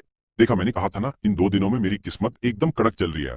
उधर सेराफीना का भी शौक के मारे बहुत ही गंदा फ्यूज उड़ गया था। वो एकदम सुन पड़ गई कि मैं इस वक्त उसके बालों को प्यार से सहला रहा था। ख्यालों से बाहर आ और अब जल्दी जाकर अपना इनाम चुन ले। क्लास भी बस शुरू होने वाली है मेरी जान। मैंने सेराफीना को इनाम वाले उस खास सेक्शन की तरफ भेज दिया था। वहां सेक्शन में बहुत कम चीजें थीं, बस कोई 1 दर्जन गिने चुने और एकदम लिमिटेड धांसू मॉडल्स ही तो वहां पर रखे हुए थे। तुम ये इनाम किसके लिए चुनने वाले हो? सेराफीना ने मुझसे पूछा। फिर मेरे जवाब का इंतजार किए बिना ही वो आगे बोली, क्या तुम ये चीज अपनी आंटी को देने वाले हो? सच बता दो। मैं अपनी बीवी को देने वाला हूँ। मैंने सीधा सेराफीना की आंखों में देखकर ये बात बोली। मेरी बात सुनकर सेराफीना की आंखों की पुतलियां शौक से हैरानी में पूरी तरह फैल गई थीं। इस बात का क्या मतलब था? ठीक है, मैं बस तुम्हारे मजे ले रहा था। मैं ये तुम्हारे लिए ही चुन रहा हूँ। मुझे अब गहराई से इस बात का कड़क एहसास हो रहा था। सेराफीना के चेहरे के वो छोटे भाव सच में बहुत ज्यादा प्यारे थे यार। मैं उसे जितना ज्यादा देखता था मुझे वो उतनी ही ज्यादा अच्छी लगती थी। मेरे लिए मुझे ये बिल्कुल भी नहीं चाहिए। मैं तो तुम्हारे इतने करीब भी नहीं हूँ। ये सुनकर सेराफिना का दिल सच में पागलों की तरह छलांगे मार रहा था। मैंने अभी जो बोला उसे गलत समझना बहुत आसान था ना। पहले वो कहता है कि वो इसे अपनी बीवी के लिए चुन रहा है, और अब वो उसे कह रहा है कि वो इसे उसके लिए चुन रहा है। अगर सीधे गणित का हिसाब लगाएं तो क्या इसका मतलब ये नहीं हुआ कि उसकी बीवी मतलब वो खुद है अपनी पिछली जिंदगी में वो मेरी बीवी थी, और वो अभी इस वक्त तो नहीं थी ना। जब सेराफिना के दिमाग में बुरी तरह से भसड़ मची हुई थी, मैंने सेल्समैन से कांच के डिस्प्ले बक्से में से एक अंगूठी बाहर निकालने को कहा। मुझे ये वाली अंगूठी ही चाहिए भाई, इसे पैक कर दो। सेराफिना की नजरें मेरे हाथ में मौजूद उस अंगूठी पर अटक गईं। वो मन में सोचने लगी कि मैंने अंगूठी ही क्यों चुनी। क्या ऐसा हो सकता है कि मैं पहले से किसी लड़की को पसंद करता हूं? तो क्या यही वजह है कि पिछली जिंदगी में मैंने उसे कभी पसंद नहीं किया था? अचानक उसके दिल में तेज चुभने वाला दर्द महसूस हुआ। वो अब सब कुछ बहुत अच्छी तरह से समझ चुकी थी। उसे समझ आ गया, कोई हैरानी की बात नहीं कि मैं पिछली जिंदगी में उसके साथ हमेशा इतना खड़ूस क्यों रहता था। बात यह थी कि मैं पहले से दिल में किसी और से छुपकर सच्चा प्यार करता था। बस मैंने कभी ये बात किसी को बताई ही नहीं। कैलिन, इसने तो सारी हदें ही पार कर दी हैं। पिछली जिंदगी से भी बहुत ज्यादा बदतर हो गया है ये। वो असल में उसे अपने साथ अंगूठी चुनने में मदद करने के लिए खींच लाया, ताकि वो अपनी पसंद की लड़की को दे सके। ये सोचते हुए सेराफिना की प्यारी आंखें आंसुओं से नम हो गईं। उसके दिल में इतना दर्द हो रहा था कि वो मुश्किल से सांस ले पा रही थी। वो बस वहां से भागने के लिए तैयार हो रही थी कि अचानक मैंने उसका हाथ पकड़ लिया। अगर वो पहले से ही किसी लड़की को पसंद करता है तो वो उसका हाथ क्यों पकड़ रहा है? इससे पहले कि सेराफिना अपना हाथ झटके से वापस पीछे खींच भी पाती, उसने अपनी आंखों से देखा जब मैंने वो अंगूठी सीधे उसकी उंगली में पहना दी। सेराफिना पूरी तरह से सुन्न पड़ गई और अपनी उस खास उंगली पर मौजूद अंगूठी को एकदम खाली आंखों से घूरती ही रह गई। उसके दिमाग का पूरी तरह बैंड बज गया और उसने काम करना बंद कर दिया। क्या मैं ये अंगूठी अपनी पसंद की लड़की को नहीं देने वाला था? फिर वो ये उसे क्यों देगा? क्या तुम्हें ये पसंद आई? मैंने सेराफिना के हाथ में सजी उस अंगूठी की तरफ प्यार से देखा। मुझे याद आ गया कि कैसे हमारी पिछली जिंदगी में सेराफिना उस डंपर से शादी की उस एक अंगूठी के चक्कर में टक्कर खाकर मारी गई थी। पसंद है? सेराफिना ने बिना कुछ सोचे एकदम से तुरंत जवाब दे दिया। जवाब देने के बाद सेराफिना ने तुरंत अपना सिर हिलाते हुए ना में मना करना शुरू कर दिया। नहीं नहीं नहीं, मैं इस अंगूठी को बिल्कुल भी कबूल नहीं कर सकती यार। सेराफिना ने उस अंगूठी को उतारने की कोशिश करनी शुरू कर दी, लेकिन मैंने आगे बढ़कर सेराफिना का हाथ वापस झपटकर अपने हाथों में कसकर पकड़ लिया। ये तो लड़कियों के पहनने वाली एक खास चीज है। अगर तुम इसे नहीं लोगी तो मुझे ये अंगूठी किसे देनी चाहिए? क्या मैं ये अपनी बहन को दे दूं? वो तो बिल्कुल गलत लगेगा। क्या इसे अपनी मम्मी को दे दूं? मेरे पापा पक्का मेरी मम्मी पर शक करेंगे। लेकिन ये एक अंगूठी है, मैं इसे नहीं ले सकती। खैर, मेरे पास कोई दूसरा रास्ता भी नहीं था। उन सभी चुनी हुई चीजों में से इस अंगूठी की कीमत सबसे ज्यादा तगड़ी थी, क्योंकि एकदम मुफ्त मिल रही है। तो जाहिर सी बात है कि हमें सबसे महंगी वाली चीज ही चुननी चाहिए ना। सेराफिना को आखिरकार अब मेरी पूरी बात अच्छी तरह से समझ आ गई। वो तो इसका मतलब ये बिल्कुल नहीं था कि ये एक अंगूठी है। मैंने इसे इसलिए चुना क्योंकि ये वहां की सबसे ज्यादा महंगी चीज थी, और वो यहाँ बेवकूफों की तरह ये सोच रही थी कि मैं जानबूझकर उसे एक अंगूठी तोहफे में देना चाहता था। अगर तुम इसे कबूल नहीं करोगी तो मुझे मजबूरन इसे बस कचरे के डिब्बे में फेंकना पड़ेगा। मैंने जानबूझकर ऐसे अजीब तरीके से ये बात बोली। तुम कितने बड़े खर्चीले इंसान हो। तुम्हें आखिरकार इतना बड़ा शानदार इनाम मिला है और तुम उसे बस ऐसे ही कचरे में फेंक दोगे क्या? हाँ, मैं काफी खर्चीला और लापरवाह हूँ, इसलिए फ्यूचर में मुझे किसी ऐसे खास इंसान को ढूंढने की जरूरत है जो मुझ पर अपना कंट्रोल रख सके और मेरी लगाम कस सके। मैंने गहरे प्यार और चाहत से भरी नशीली नजरों से सेराफिना को लगातार घूरा। हम दोनों के बीच की दूरी इस वक्त इतनी ज्यादा कम थी कि मैं क्या ही बताऊं। इतनी कम दूरी थी कि सेराफिना सच में मेरी आंखों के पार देखकर उनके अंदर छुपी हुई अपनी खुद की उस बेहद खूबसूरत परछाई को बहुत ही आसानी से देख सकती थी, जिसने उसके दिल की धड़कन तेज कर दी और उसे फिर से शर्माने पर मजबूर कर दिया। मैं अंदर ही अंदर सोच रहा था कि क्या मुझे अभी उससे अपने दिल की बात कह देनी चाहिए। ये एक एकदम परफेक्ट मौका था, लेकिन सच कहूं तो आज ऑफिशियली हमारा एक दूसरे को जानने का बस दूसरा ही दिन था। क्या ऐसा करने से वो बुरी तरह से डरकर भाग नहीं जाएगी? शायद मुझे अभी थोड़ा और इंतजार करना चाहिए। हाँ, किक्सी फेस्टिवल यानी चाइनीज वैलेंटाइन डे भी तो बहुत जल्दी ही आने वाला है ना। मैं उसी दिन अपने प्यार का पक्का इजहार करूंगा यार। मुझे एकदम कड़क तरीके से इसकी पूरी प्लानिंग करनी होगी। उसे एक ऐसा रोमांटिक प्रपोजल दूंगा जिसे वो अपनी पूरी जिंदगी में मरते दम तक कभी भी नहीं भूल पाएगी। हम दोनों एक दूसरे के साथ साथ चलते हुए अपने स्कूल के गेट तक पहुंच गए। मैंने सेराफिना को पूरे रास्ते चलकर एकदम फाइन आर्ट्स डिपार्टमेंट की बिल्डिंग के नीचे तक छोड़ने की जिद पकड़ ली थी, जो पूरी भी हुई। जल्दी करो और अपनी क्लास में जाओ, तुम्हें बहुत देर हो रही है। सेराफिना ने अपने हाथ में अंगूठी को कसकर पकड़ते हुए कहा। क्या तुम कुछ जरूरी चीज नहीं भूल रहे हो? मैंने सीधे सेराफिना के खूबसूरत और रसीले होठों की तरफ घूरते हुए कहा। सेराफिना ने अपना सिर घुमाया और उसने बिल्कुल वही जगह देखी जहां मेरी नशीली नजरें एकदम मजबूती से टिकी हुई थी। तभी उसे बहुत देर से उस शर्त की याद आई जो हमने लगाई थी कि अगर वो हारी तो उसे मुझे एक बहुत ही प्यारा सा चुंबन देना होगा। ऐसा नहीं था कि उसने मुझे पहले कभी किस नहीं किया था, लेकिन वो सारे छुपकर किए गए हमले थे जब मैं नशे में धुत होकर सो रहा होता था। ऐसे खुलेआम सबके सामने उसे चूमना, सच में ये बहुत ही ज्यादा शर्मनाक और अजीब बात है ना? जल्दी करो और मुझे किस करो क्लास शुरू होने वाली है। मैंने अपना चेहरा एकदम सेराफिना के मुंह के बहुत ही करीब झुका दिया। इस वक्त सेराफिना का दिल सच में अपनी आम रफ्तार से 3 गुना ज्यादा तेज धड़क रहा था। ये देखकर कि सेराफिना ने काफी देर तक कोई भी कदम नहीं उठाया, मैंने जानबूझकर मजे लेते हुए उसे छेड़ा, क्या तुम हमारी इस शर्त से पीछे हटने की कोशिश कर रही हो? मुझे सच में तुमसे इस बात की उम्मीद नहीं की थी कि जियांसिंग यूनिवर्सिटी की शानदार और धांसू कैंपस क्वीन असल में अपनी ही कही हुई बात से मुकर जाएगी। मेरी ये कड़क बात कहने के ठीक बाद ही सेराफीना अपने दोनों पैरों के पंजों के बल खड़ी हुई अपनी आंखें एकदम कसकर बंद कर लीं और मेरे होठों के ठीक कोने पर एक बहुत प्यारा सा किस कर दिया। फिर अपने उस पके हुए टमाटर की तरह एकदम लाल चेहरे को हाथों से ढकते हुए वो वहां से शर्माकर भाग गई। मैं बस एक पल के लिए सुन रह गया और फिर मैंने अपना हाथ उठाकर अपने होठों के उस खास कोने को प्यार से छुआ। मैं अपने होठों को ऊपर की तरफ मुड़ने यानी मुस्कुराने से रोक ही नहीं पाया यार। मैंने उसे सिर्फ मुझे चूमने के लिए कहा था, वो कहीं भी चूम सकती थी। मुझे उम्मीद नहीं थी कि वो मुझे वहां पर चूमेगी। वो पक्का पहले से ही मुझ पर बुरी तरह से लट्टू। मुझ पर फिदा होने का मतलब है कि किक्षी फेस्टिवल में उस बंदी का प्रपोजल एकदम फिक्स है। गुरु तभी अचानक क्लास की घंटी बजी और मैं एकदम मस्त मूड में था। मैं अपनी ही धुन में मगन होकर कोई मस्त पुराना गाना गुनगुनाता हुआ बहुत ही आराम से अपनी क्लास वाली बिल्डिंग की तरफ बढ़ रहा था। पर मुझे इस बात की जरा सी भी भनक नहीं थी मेरे दोस्त, कि उसी वक्त वो चवन्नी छाप कोल्डवेल एक पेड़ के पीछे छुपकर मुझे एकदम खूंखार और गुस्से वाली नजरों से घूर रहा था। उसकी आंखें नफरत के मारे पूरी तरह से बाहर निकल कर आ रही थी बॉस। उस ढक्कन ने पूरा तमाशा साफ देखा था और यह सोचकर उसकी नस फटी जा रही थी कि जिस बंदी पर वो लट्टू था उसने आगे बढ़कर दूसरे बंदे को चूम लिया। कोल्डवेल का तो बस यही मन कर रहा था कि वो मुझे जमीन पर पटककर मेरे मुंह को एकदम किसी गंदे पोंछे की तरह इस्तेमाल करे। उसने मन ही मन कसम खा ली थी कि वो मुझे इस हरकत के लिए बिल्कुल भी आसानी से नहीं छोड़ने वाला है। फिर स्कूल खत्म होने के बाद मैं एक चिपकू की तरह सेराफीना के साथ घर जाने के लिए चिपका हुआ था बॉस। ढलते हुए सूरज की शानदार रोशनी के नीचे हम दोनों की परछाइयां एकदम लंबी होकर एक दूसरे में पूरी तरह से मिल रही थी और वो पूरा नजारा सच में कतई जहर लग रहा था। सेराफीना ने मेरी तरफ देखा क्योंकि मेरा नया एटीट्यूड पिछले जन्म के मुकाबले एकदम अलग था, जिसे देखकर उसकी भी एक पल के लिए हवा टाइट हो गई। वो मन ही मन सोच रही थी कि क्या ऊपर वाले ने उसकी पिछली जिंदगी का बुरा तमाशा देखा था जहां उसकी किस्मत में भारी पनौती थी। शायद इसीलिए भगवान ने उसका ये खास नया जन्म तय किया है ताकि मैं अपनी पुरानी सारी गलतियों को सुधार सकूं। अगर सच में उसका ये अंदाजा 100% एकदम सही है, अगर मैं इस वक्त सच में उस पर लट्टू हो रहा हूं, तो क्या उसे मेरा प्रपोजल मान लेना चाहिए? ठीक इसी वक्त सेराफीना के अंदर की सारी फीलिंग्स पूरी तरह से उलझ चुकी थी। सच मतलब उसके दिमाग का दही हो गया था। एक तरफ तो वो अपने दिल को मेरे लिए धड़कने से बिल्कुल रोक नहीं पा रही थी, पर दूसरी तरफ उसे पुराना डर सता रहा था क्योंकि पिछले जन्म में मैंने उसे बहुत भयंकर वाला दर्द दिया था और वो फिर से वही लोचा नहीं चाहती थी। तभी मैंने पूछा, आज जो अंगूठी मैंने दी थी वो आखिर कहां पर है? मेरे इस अचानक वाले सवाल से सेराफीना की सोच एकदम टूट गई। मैंने बहुत पहले ही ये बात नोट कर ली थी कि उसने हाथ में अंगूठी नहीं पहनी थी। मैं खुद से सोच रहा था कि क्या उसे मेरा वो खास डिजाइन एकदम बकवास लगा। वो धीरे से बोली, काम करने में दिक्कत हो रही थी इसलिए उतार दी। मैंने झट से पूछा, दिक्कत कैसी दिक्कत यार, बताओ भला इसमें क्या परेशानी है, या फिर तुम्हें वो अंगूठी सच में बहुत गंदी लगी? उसने फौरन जवाब दिया, नहीं वो अंगूठी सच में बहुत प्यारी है, मुझे पसंद आई। अगर पसंद है तो फिर इसे अपने हाथ में पहन कर रखो ना। मैंने वो अंगूठी जानबूझकर उसे दी थी ताकि मैं अपना दबदबा और भौकाल सबके सामने अच्छे से सेट कर सकूं मेरी जान। ये बताने के लिए कि ये कड़क बंदी अब ऑफिशियली मेरी हो चुकी है, वो प्यार से बोली, मैंने इसे अपने गले में पहन रखा है ना सच? फिर सेराफीना ने अपनी शर्ट के कॉलर से वो अंगूठी बाहर निकाल कर दिखाई। अंगूठियां गले में लटकाने के लिए नहीं बनी होती, ऐसा करना तो इस शानदार चीज का एकदम सत्यानाश करने जैसा ही है। रुको, मुझे इसे तुम्हारे हाथों में एकदम सही तरीके से पहनाने दो। ये बोलते हुए मैंने अपने दोनों हाथ सेराफीना की गर्दन की तरफ बढ़ा दिए ताकि मैं उसकी उस गले की चेन को आराम से खोल सकूं। यार हे भगवान, तुम ये क्या हरकत कर रहे हो? सेराफीना का चेहरा अब पूरी तरह से लाल टमाटर बन चुका था। मैं एकदम लंबा और तगड़ी बॉडी वाला बहुत ही ज्यादा खतरनाक बंदा था बॉस। मेरे दोनों हाथों के बीच वो पूरी तरह से घिर चुकी थी। ऐसा लग रहा था जैसे वो मेरी बाहों में पूरी तरह समा गई हो। इस खतरनाक फीलिंग से उसका दिल एकदम पागलों की तरह धड़कने लगा, जैसे कोई डरा हुआ छोटा हिरण हो। मैंने कहा, हिलना मत, अगर गलती से खरोंच लग गई तो। मेरी आवाज में एक अलग सा खौफ था लेकिन बहुत सारा प्यार भी था। ये सुनकर सेराफीना का एटीट्यूड उसी वक्त पूरी तरह पिघलकर एकदम पानी बन गया और एक बहुत ही अच्छी बच्ची की तरह उसने सच में हिलना डुलना पूरी तरह से बंद कर दिया और मुझे अपनी गर्दन के साथ आराम से खेलने दिया। मैंने नीचे उस एकदम शांत और प्यारी सेराफीना की तरफ देखा।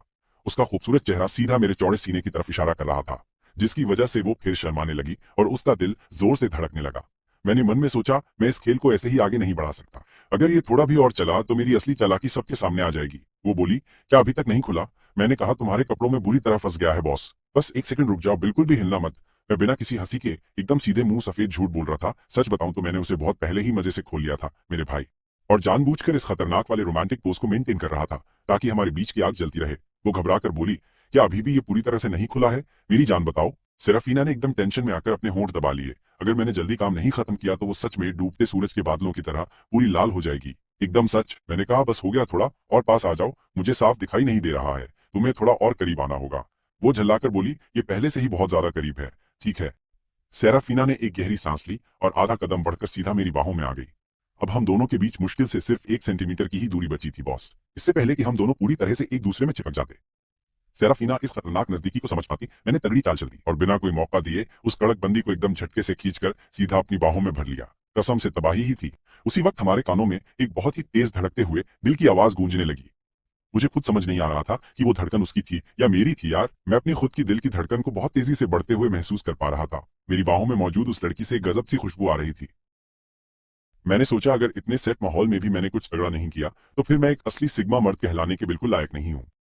2-3 बार गहरी सांसें लेने के बाद मैंने खुद को दिमागी तौर पर एकदम रेडी किया और फिर अपना सिर नीचे की तरफ झुका लिया और बहुत ही चुपके से उस बंदी के गुलाबी कान पर एक शानदार किस कर दिया। अगले ही पल मेरी बाहों में मौजूद सेराफीना एकदम पत्थर की मूर्ति की तरह सख्त हो गई। उसका वो एकदम नौसिखिया और डरा हुआ रिएक्शन देखकर मुझे अपने दिल में बहुत ही गजब वाली फीलिंग आ रही थी। सच में उस वक्त उसकी वो मासूमियत बहुत ही ज्यादा क्यूट लग रही थी, पर एक समझदार खिलाड़ी को पता होता है कि कब पीछे हटना है। मैंने बिना मन के सेराफीना को अपनी पकड़ से आजाद किया और बोला ठीक है, अब ये खुल गया है। सेराफीना एकदम सुन्न होकर सिर्फ मेरी तरफ ही घूरे जा रही थी। उसके दिमाग का फ्यूज उड़ चुका था और सिस्टम को वापस से चालू होने में पूरे 2.5 मिनट का लंबा वक्त लग गया मेरे भाई। उसके तुरंत बाद उसकी आंखें हैरानी से फैलती गई और फिर ज्यादा बड़ी हो गई। वो हकलाते हुए बोली, तुमने तुमने मुझे अभी किस किया और अपने निचले होंठ को जोर से दबा लिया। उसने अचानक से घबराकर अपने हाथों से अपने उस लाल कान को पूरी तरह ढक लिया। वहां अभी भी ऐसी अजीब सी झंझनाहट हो रही थी जैसे कोई बहुत ही तेज बिजली का झटका लगा हो मेरे भाई। सच, शायद गलती से मेरा होठ वहां टकरा गया होगा। मैंने एकदम शरीफ और सच्चे जेंटलमैन वाला मासूम चेहरा बना लिया और बिना किसी शर्म के सफेद झूठ बोला, पर मन ही मन मेरी हवा टाइट थी और मैं सोच रहा था कि क्या मैंने अभी कुछ ज्यादा ही जल्दबाजी कर दी। कहीं मेरी इस हरकत ने सेराफीना को बुरी तरह डरा तो नहीं दिया यार। मेरे अंदर के दिमाग की उम्र तो किसी बुजुर्ग और पके हुए अंकल जैसी थी, लेकिन इस दुनिया की सेराफीना अभी बस एक छोटी बच्ची है जिसने अभी अभी कॉलेज जाना शुरू किया था और वो मुश्किल से 18 साल की थी। सच में जल्दबाजी शैतान का काम है। वो झिझकते हुए बोली, इसका मतलब शायद मैंने ही तुम्हें गलत समझ लिया था गुरु। ये कहते हुए सेराफीना ने शर्म से अपना चेहरा दूसरी तरफ घुमा लिया। वो मन में सोच रही थी कि आखिर वो क्या बकवास सोच रही थी। मैं तो बस उसकी गले की चेन सुझा रहा था। हमारे पिछले जन्म में हम दिन रात एक ही छत के नीचे रहते थे और तब भी मैंने एक बार भी अपनी हद पार नहीं की या उसके साथ कोई भी चीप हरकत नहीं की। तो भला इस जन्म में मैं उसका फायदा उठाने के बारे में कैसे सोच सकता हूँ। लाओ, मैं तुम्हारी वो अंगूठी सही से पहनाने में तुम्हारी पूरी मदद कर देता हूँ। जैसे ही मैंने अंगूठी पहनाने के लिए सेराफीना का हाथ पकड़ा, उसने तुरंत अपना हाथ पीछे खींच लिया और बोली, कोई जरूरत नहीं है, मुझे इसे अपनी उंगली में नहीं पहनना है गुरु। ये कहकर सेराफीना ने अंगूठी वापस अपने हार में डाल दी। ये सब देखकर मैंने खुद से यही सोचा कि हाँ यार, मैं भी कुछ ज्यादा ही उतावला था। मैं एकदम बिना सोचे समझे कदम उठा रहा था। बहुत बढ़िया, अब मैंने उसे बेवजह नाराज कर दिया। उसे वापस मनाने का कोई कड़क तरीका सोचना ही पड़ेगा मुझे। मैं बस यही सोच रहा था कि तभी मुझे लगा जैसे कोई लेजर जैसी खतरनाक घूरती हुई नजर सीधे मुझे ही देख रही है। मैंने फौरन तेजी से अपना सिर घुमाया और चारों तरफ अपनी नजर दौड़ाई, लेकिन मुझे वहां कोई भी ऐसा अजीब या संदिग्ध इंसान नहीं दिखा। कैलिन, क्या हुआ? अचानक से सेराफीना ने एकदम से हैरान होते हुए मुझसे पूछा। ऐसा लगा जैसे कोई अभी बुरी तरह घूर रहा था। मुझे सेराफीना ने मेरे उस बेइंतहा और एकदम कहर ढाने वाले बेहद खूबसूरत चेहरे की तरफ ध्यान से देखा और फिर बहुत ही धीरे से कुछ बड़बड़ाई। जब कोई दिखने में इतना ज्यादा रापचिक और गजब का सुंदर लगेगा तो लोगों का तुम्हें ऐसे पागलों की तरह घूरना तो एकदम आम सी बात ही है ना मेरी जान। क्या बोला तुमने? अभी मैंने कहा कुछ भी तो नहीं यार। सेराफीना अंदर ही अंदर बुरी तरह से घबरा रही थी क्योंकि उसकी आवाज अभी कुछ ही पल पहले इतनी ज्यादा धीमी थी कि कोई भी सुन ही ना सके। फिर उसने भला कैसे सुन लिया? क्या इसके कान किसी कुत्ते के डीएनए से बने हैं? बिल्कुल नहीं। मैंने सच में तुम्हें अभी पीछे कुछ फालतू फुसफुसाते हुए सुना था। कहीं तुम चुपके से मेरी पीठ पीछे मेरी ही कोई बुराई तो नहीं कर रही थी ना? अरे नहीं, मैं सच में ऐसा नहीं कर रही थी। तो फिर अभी मेरी कसम खाकर बताओ। क्या खाक कसम खाऊं यार? भले ही हम दोनों की ये बातचीत एकदम छोटे बच्चों जैसी बहुत ही ज्यादा बचकानी थी, फिर भी इससे एक बहुत ही प्यारी और एकदम सुकून देने वाली खूबसूरत सी वाइब आ रही थी। वहीं थोड़ी दूर खड़ा कोल्डवेल गुस्से में बुरी तरह से उबल रहा था। उसकी आंखें फटी की फटी रह गईं, जैसे अभी बाहर ही आ जाएंगी, और वो बड़बड़ाया, धत्त तेरी की। कैलिन साला ये लुक्खा इंसान सच में उसकी देवी जैसी लड़की के साथ पंगे लेने की हिम्मत कर रहा था। जिस बात ने कोल्डवेल का सबसे ज्यादा खून खौलाया वो था सेराफीना का शर्माना। उसने आज से पहले उसे इस तरह कभी भी नहीं देखा था। भले ही वो और सेराफीना दोनों एकदम बचपन से ही एक साथ बड़े हुए थे, फिर भी सेराफीना का उसके लिए बर्ताव हमेशा से एकदम बर्फ की तरह बिल्कुल ठंडा और पूरी तरह से नजरअंदाज करने वाला ही रहा था। उसने कभी घास तक नहीं डाली थी। ये कैलिन के साथ उसके बर्ताव के मुकाबले सच में एकदम जमीन आसमान का बहुत भारी अंतर था। कोल्डवेल भाई, सब कुछ पहले से ही पूरी तरह सेट है अपना प्लान। अब हम आराम से अपनी अगली चाल चल सकते हैं। बार्नबी ने बगल से उसे याद दिलाते हुए कहा। उन सब से कहो कि जल्दी जल्दी हाथ पैर मारे भाई। मैं सेराफीना को उस छपरी लोखे को हमेशा के लिए भूलने पर मजबूर कर दूंगा। कोल्डवेल ने अपने दांतों को इतने भयंकर गुस्से में पीसा कि वो लगभग टूटकर धूल ही बन गए थे। सच में ठीक उसी वक्त मैं और सेराफीना बस एक मेडिकल स्टोर से बाहर निकले ही थे कि तभी हमने देखा कि वहां दो लड़कियां खड़ी हुई थी सामने। एक मेरे बाईं तरफ और एक दाईं तरफ से सीधा मेरी ही तरफ झपट रही थी। वो बोली, ओहो मेरे प्यारे कैलिन, तुम तो बहुत ही ज्यादा शरारती हो यार। सच में 2.5 दिन बीत चुके हैं और तुम मुझे अब तक ढूंढने क्यों नहीं आए? क्रॉप टॉप पहने हुए उन लड़कियों में से एक ने बहुत ही ज्यादा चिपचिपी और अजीब सी मीठी आवाज में शिकायत करते हुए ये कहा। और वो भी अपनी छोटी छोटी मुट्ठियों से मजे लेते हुए मेरी छाती पर मार रही थी। हाँ बिल्कुल, मैं तो तुम्हारी याद में पूरी तरह से मरी ही जा रही थी यार, सच्ची मुच्ची। दूसरी लड़की जिसने मिनी हॉट पैंट पहनी हुई थी, उसने अपने होठों को ऐसे सिकोड़ा जैसे कि वो मुझसे किसी चुंबन की मांग कर रही हो, और वो भी बहुत ही बेशर्मी से मेरे सामने खड़ी, जबकि अंधेरे में छिपा कोल्डवेल किसी विलन की तरह मुस्कुरा रहा था। देखते हैं अब तुम सेराफिना को ये सब कैसे समझाते हो। मुझे लगता है तुम लोग किसी गलत इंसान के पास आ गई हो। ये बात बोलने वाला मैं नहीं था, बल्कि ये सेराफिना थी। सेराफिना ने उन दोनों लड़कियों को एकदम बर्फ जैसी ठंडी और साफ नजरों से घूर कर देखा था। मैंने सेराफिना की तरफ बहुत हैरानी से देखा, जो सच में मेरे बचाव के लिए आगे आई थी। मेरे चेहरे पर पूरी तरह से शौक और भयंकर हैरानी का भाव था। बस एक सेकंड पहले मैं अपना दिमाग दौड़ाकर यही सोच रहा था कि मैं सेराफिना को ये सब कैसे समझाऊं, और नतीजा ये निकला कि खुद सेराफिना ने ही ऐसी कड़क बात बोलकर उनका मुंह बंद कर दिया। ओ हेलो, तुम कौन हो बे? क्या तुम कैलिन की कोई नई बंदी हो? उस क्रॉप टॉप वाली लड़की ने अपने हाथों को अपनी कमर पर टिकाकर बड़े अजीब एटीट्यूड में कहा। इस वक्त मुझे लगा कि सेराफिना के सामने इन चीजों को एकदम साफ करना बहुत ही ज्यादा जरूरी है, वरना अगर सेराफिना ने गलत समझ लिया और उसे लगा कि मैं सच में कोई ठरकी या छपरी प्लेबॉय हूं, तो भाई कसम से अगर मैं ब्लीच की नदी में भी कूद जाऊं ना, तो भी मैं खुद को कभी भी पूरी तरह से साफ नहीं कर पाऊंगा यार। मैंने कहा, सेराफिना, मैं सच में इन दोनों लड़कियों को बिल्कुल भी नहीं जानता। सेराफिना ने अपना सिर हिलाते हुए बड़े प्यार से कहा, मुझे तुम पर पूरा भरोसा है मेरी जान। वो बहुत ही अच्छे से जानती थी कि मैं किस तरह का इंसान हूं, भले ही उसे नहीं पता था कि इन दोनों लड़कियों का यहाँ असल में क्या सीन है। वो मेरे असली कैरेक्टर को लेकर एकदम क्लियर थी। सेराफिना के मुंह से ये प्यारी बात सुनकर मेरा दिल इतना ज्यादा पिघल गया कि वो सच में पानी का सूप बन गया। भले ही मैंने ये अंदाजा लगा लिया था कि सेराफिना मुझ पर लट्टू है, पर मैंने कभी उम्मीद नहीं की थी कि वो मुझे इस हद तक इतना पसंद करेगी यार। एकदम पक्का, बिना किसी शर्त का भरोसा, ऐसी चीज देखकर तो किसी भी चलते फिरते इंसान का दिल पूरी तरह से भर ही आएगा। सेराफिना, तुम्हारा शुक्रिया। मैंने सेराफिना के कंधों को एकदम प्यार से पकड़ा और अपनी गहरी नशीली आंखों से उसे लगातार घूरने लगा। सेराफिना भला मेरे इस कड़क और कातिलाना लुक को कैसे ही बर्दाश्त कर पाती यार। जब मैं उसे इतनी शिद्दत और गहराई से देख रहा था, उसने जल्दी से अपना सिर दूसरी तरफ घुमा लिया और मेरे हाथों को अपने कंधों से झटक कर फौरन हटा दिया यार। इसी बीच साइड में खड़ी उन दोनों लड़कियों को हमारे इस रोमांस को देखकर ऐसा लगा जैसे किसी ने उन्हें कुत्ते का खाना ठूस कर खिला दिया हो। एकदम उनका चेहरा बता रहा था कि वो पूरी तरह से जलकर राख हो चुकी हैं।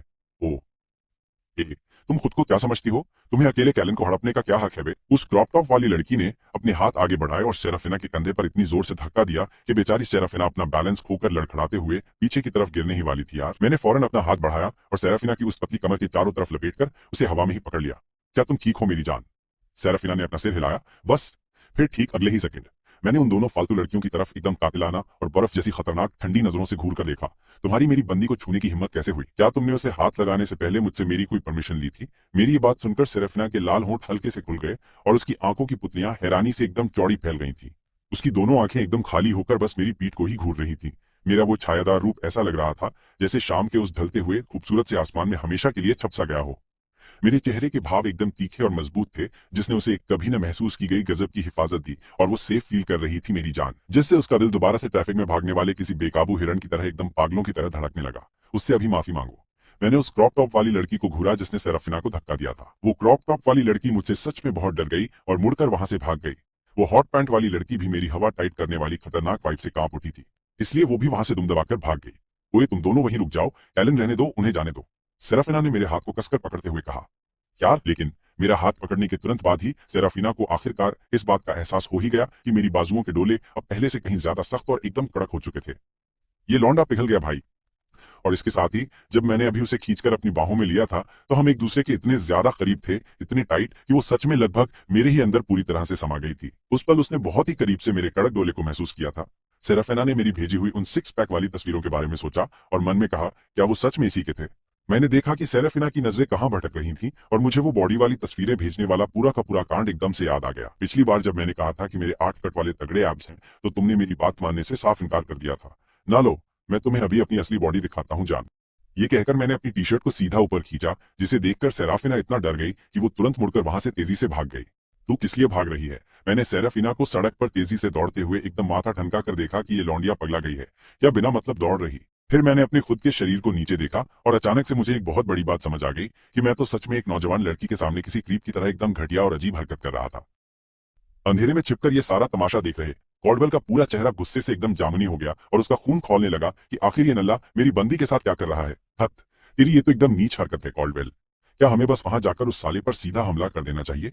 बारनबी ने उसे अपनी तरफ से एक तगड़ा सुझाव दिया उस तरीके को एकदम आखिरी रास्ते के लिए बचा के रख। तो फिर क्या तेरे पास कोई और धांसू जुगाड़ है? क्या कल हमारी क्लास उसकी क्लास के खिलाफ एक बास्केटबॉल मैच नहीं खेलने वाली? जब हम उस कोर्ट पे उतरेंगे तो मैं सेराफिना के एकदम ठीक सामने उसकी ऐसी खटिया खड़ी करूंगा कि जिंदगी भर याद रखेगा और सरेआम उसका कचरा हो जाएगा। लेकिन क्या होगा अगर वो फट्टू डर के मारे खेले ही नहीं?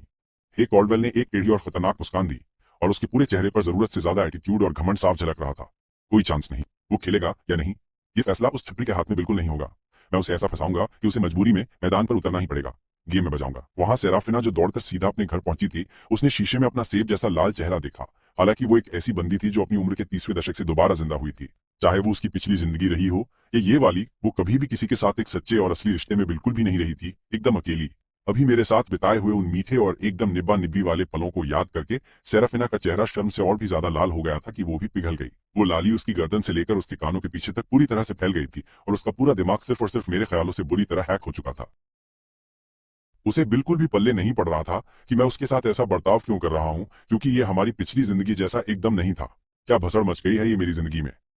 इस अजीब सी फीलिंग की वजह से उसे मुझसे नफरत भी हो रही थी और प्यार भी। और जैसे ही वो ख्यालों में खोई, उसके फोन पर अचानक मेरे एक मैसेज की घंटी बज उठी। तू किस काम में लगी हुई है? मुझे तेरी आवाज सुननी है। इसे देखकर सेराफिना की सांसें अचानक से थोड़ी गर्म और बहुत ज्यादा भारी होने लग गई थी। उसने खुद को शांत करने में पूरे 2 सेकंड लगाए, फिर अपने लाल होठों को दबाते हुए मुझे रिप्लाई टाइप करना शुरू कर दिया कि आखिर तुझे क्या बीमारी लग गई है? मुझे ऐसा लग रहा है कि तेरे दिमाग में कोई बहुत भारी लोचा चल रहा है। उसे नहीं पता था कि वो ज्यादा सोच रही है, लेकिन उसे मेरा मूड सच में थोड़ा खराब लगा। असल में सेराफिना का अंदाजा एकदम सही था। मेरे घर पहुंचने के बाद जब मैं अपनी छोटी बहन अलारा को उसका जन्मदिन का गिफ्ट दे रहा था, तब अचानक से मेरी पुरानी यादें मेरी पिछली जिंदगी की तरफ फ्लैशबैक मारने लगी और वो सारा सीन मेरी आंखों के सामने फिर से घूमने लग गया। जब मैं उस खतरनाक बीमारी से अचानक मर गया था, तब अलारा मेरे ताबूत पर कूद पड़ी थी और पूरे दर्द में एकदम बुरी तरह से रो और चिल्ला रही थी। वही वो पल था जब मुझे समझ आया कि अलारा मुझ जैसे बड़े भाई की कितनी फिक्र करती थी, जिससे साला उसका जन्मदिन तक याद नहीं रहता था। कितनी घटिया बात है। मुझे खुद पर बहुत ज्यादा शर्म और दुख महसूस हो रहा था। कुछ नहीं, बस तेरी याद आ रही थी तो मैंने सोचा तेरी मीठी आवाज सुन लूं। उसकी याद आ रही थी, मैंने सच में बोल दिया कि मैं उसे मिस कर रहा हूं। सेराफिना ने अपना फोन अपनी छाती के बाईं तरफ कसकर दबाया। उसकी तेज और भारी सांसों के साथ उसकी छाती भी ऊपर नीचे हो रही थी। मैंने देखा कि सेराफिना काफी देर से मुझे कोई भी रिप्लाई नहीं दे रही थी। क्या सीन है? मेरे चेहरे पर अचानक से एक कड़वा और अजीब सा भाव आ गया। कोई शक नहीं कि औरतें हमेशा मर्दों को कचरा क्यों बोलती हैं। मैं उसका जीता जागता पक्का सबूत था। अपनी पिछली जिंदगी में सेराफिना ने छोटी से छोटी बात पर मेरा बहुत ज्यादा ख्याल रखा था, लेकिन मैंने ऐसा बर्ताव किया जैसे मैं पूरी तरह से अंधा हो गया था और उस पर कभी रत्ती भर भी ध्यान नहीं दिया। और अब मुझे पछतावा हो रहा है। मैं उसे पाने के लिए एकदम पागल हूं, पर पकड़ नहीं पा रहा। मैंने टाइम देखा, रात के 11 बजने वाले थे। इतनी देर हो गई, मुझे शायद अब उसे और ज्यादा परेशान नहीं करना चाहिए। जैसे ही मैं अपना फोन नीचे रखने ही वाला था कि अचानक से फोन पर एक नए मैसेज की जोरदार घंटी बज उठी। सेराफिना ने मुझे एक वॉइस मैसेज भेजा था। कैलिन, आखिर तेरा क्या माजरा है और तुझे क्या बीमारी लग गई है? क्या तेरे साथ कुछ बहुत ही खराब हुआ है? उस बंदी की आवाज एकदम मुलायम, मीठी और कानों को बहुत ही ज्यादा सुकून देने वाली थी। कसम से उसे सुनते ही मेरे अंदर का खतरनाक माहौल एकदम से झक्कास हो गया। मेरी होने वाली बीवी मेरे साथ सबसे तगड़ा और बेहतरीन बर्ताव करती है। मैंने पूरी एक्साइटमेंट में कहा। मैं ऐसे रिएक्ट कर रहा था जैसे किसी ने मुझे फुल एनर्जी वाला इंजेक्शन लगा दिया हो और मैं उसी वक्त अपनी जगह पर पूरी तरह से चार्ज हो गया। मेरे साथ कोई भी खराब या घटिया चीज नहीं हुई, बस थोड़ी सी नींद नहीं आ रही थी। तो मैंने सोचा कि सिर्फ और सिर्फ तेरी प्यारी सी आवाज सुन लूं। उसे बस मेरी आवाज सुननी थी। वो मेरी आवाज क्यों सुनना चाहेगा? उसका तो पल्ले नहीं पड़ रहा। सेराफिना बिना रुके अपने फोन केस पर लगे छोटे छोटे मोतियों को बुरी तरह से खरोच रही थी, उनको एक एक करके निकाल रही थी। अभी उसका दिल ऐसा लग रहा था जैसे कोई छोटी सी बिल्ली उसे अपने तेज नाखूनों से जोर जोर से खरोंच रही हो। ठीक वैसी ही खुजली उसकी उंगलियों में हो रही थी जो फोन को नोचना बंद नहीं कर पा रही थी। कोई चांस नहीं, वो उसे इस तरह से अपनी फीलिंग्स के साथ खेलने का मौका नहीं दे सकती थी। उसका दिल इतनी तेज धड़क रहा था कि उसे लगा सांस रुकने से वो अभी बेहोश होकर गिर जाएगी। ये सब सोचकर सेराफिना ने अपनी हवा टाइट होने से बचाई और पूरी तरह से बात का टॉपिक बदल दिया। और उसने एक नया मैसेज टाइप किया, मेरी तरफ से अपनी बहन को जन्मदिन की बधाई देना। ये पढ़कर मेरे मुंह से एकदम भयंकर कंफ्यूजन वाली अजीब सी आवाज निकली। उसे कैसे पता चला कि आज अलारा का जन्मदिन है? मैंने तो उसे ये बात कभी सपने में भी नहीं बताई थी। क्या ऐसा हो सकता है कि वो भी मेरी तरह दोबारा जिंदा हुई हो? जैसे ही ये फालतू ख्याल मेरे दिमाग में आया, मैंने तुरंत इसे झटक दिया, क्योंकि किसी एक इंसान के भी दोबारा जिंदा होने का चांस या जुगाड़ तो दुनिया में एकदम ना के बराबर है। यह बात मारियाना ट्रेंच से भी ज्यादा गहरी और नामुमकिन थी। 2 लोग दोबारा जिंदा हो जाएं, जो भी हो। मैंने तो किसी ऑनलाइन नॉवल में भी ऐसी बकवास और फालतू कहानी के बारे में कभी नहीं पढ़ा था। अगर ऐसा कुछ होता भी है तो इसके सच होने का चांस एकदम 0 ही होगा, है ना? तो इस फालतू वाले ऑप्शन को तो दिमाग से पूरी तरह निकाल देते हैं। अब बस एक ही इकलौता और असली कारण बचता था। ये सोचते हुए मैंने उसे तुरंत कुछ वॉइस मैसेज भेज दिए। मैंने तुझे पहले सिर्फ इतना बताया था कि मेरी बहन का जन्मदिन आने वाला है, लेकिन मैंने ये कभी नहीं कहा था कि वो आज ही है। तो फिर तुझे इस बारे में कैसे पता चला? सेराफीना ने घबराहट में तुरंत अपने लाल होंठ खोले। ओह क्रैप, सत्यानाश! वो मेरी बातों के जाल में बुरी तरह फंसती जा रही थी और उसे खुद भी समझ नहीं आ रहा था।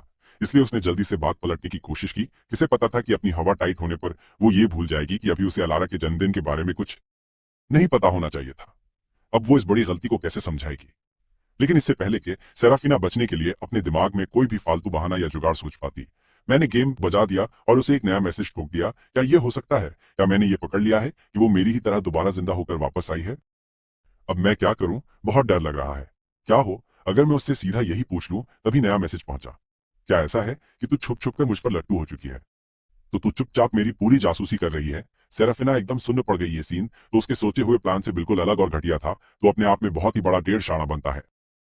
मैं तो जैसे नल्ले पर कभी छुपकर क्यों फिदा होंगी? क्या मुझ पर क्रश होना एकदम नॉर्मल बात नहीं है? मैं कतई जहर और हैंडसम हूँ, ये तो पक्का है। तू सच में खुद से प्यार करने वाला एक बेवकूफ इंसान है। सेराफीना जोर से बड़बड़ाई। लेकिन सच कहूं तो मैं सच में बहुत धांसू दिखता हूँ, और अब तो मैं पहले से भी ज्यादा कड़क हूँ। दिन में जब हम दोनों एकदम साथ थे तो वो छुप छुप कर मुझे ही ताड़ रही थी। इसकी स्किन सच में कितनी शानदार है, इतनी कि वो लगभग मेरी बराबरी कर रही है। ऐसा उसने मन में सोचा। क्या तू आजकल कोई नया और महंगा स्किन केयर प्रोडक्ट अपने चेहरे पर रगड़ रहा है? ये मैसेज देखकर मैंने एक शातिर मुस्कान दी। ये छोटी सी बच्ची तो पक्का मेरे मजे ले।